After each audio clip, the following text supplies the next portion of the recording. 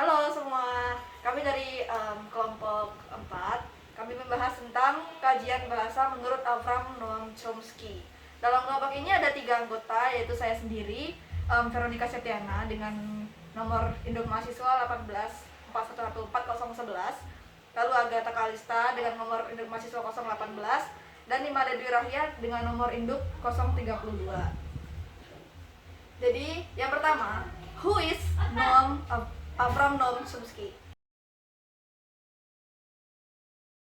Jadi, Noam Chomsky itu lahir pada tanggal 7 Desember 1928 di Philadelphia, Pennsylvania, Amerika Serikat.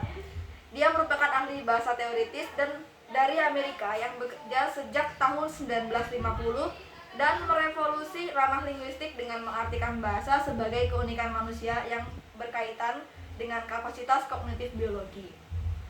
Melalui kontribusinya pada linguistik dan bidang terkait, termasuk psikologi, kognitif, dan filosofi pikiran bahasa, Chomsky membantu memulai dan mempertahankan apa yang kemudian dikenal sebagai revolusi kognitif.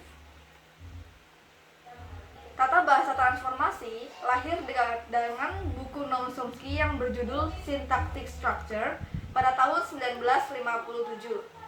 Menurut Chomsky, tata bahasa itu ada 2 yang harus memenuhi syarat, yaitu yang pertama, kalimat yang dihasilkan oleh tata bahasa itu harus dapat diterima oleh pemakai bahasa tersebut. Yang kedua, tata bahasa tersebut harus berbentuk sedemikian rupa sehingga istilah yang digunakan tidak berdasarkan pada gejala tertentu saja dan harus sejajar dengan teori linguistik tertentu. Teori dari Noam Chomsky. Chomsky mencetus sebuah teori yang bernama transformatif generatif yang mengkritik teori dari Ferdinand de Saussure dan Leonard Bloomfield. Teori transformatif generatif yang dikemukakan oleh Chomsky menyatakan bahwa bahasa adalah kunci untuk mengetahui akal dan pikiran manusia.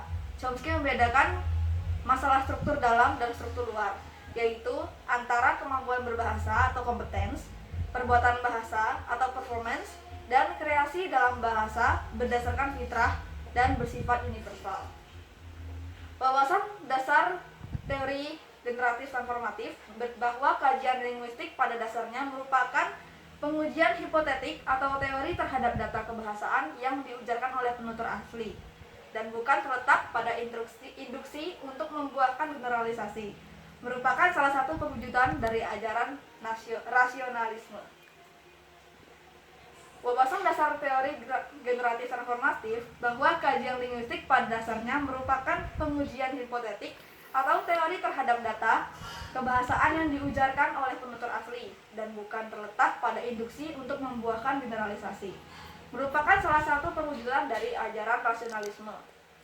Dengan demikian, tata bahasa generatif itu adalah tata bahasa yang berusaha menampilkan seperangkat kaidah kalimat yang terbatas dari kalimat yang tak terbatas jumlahnya.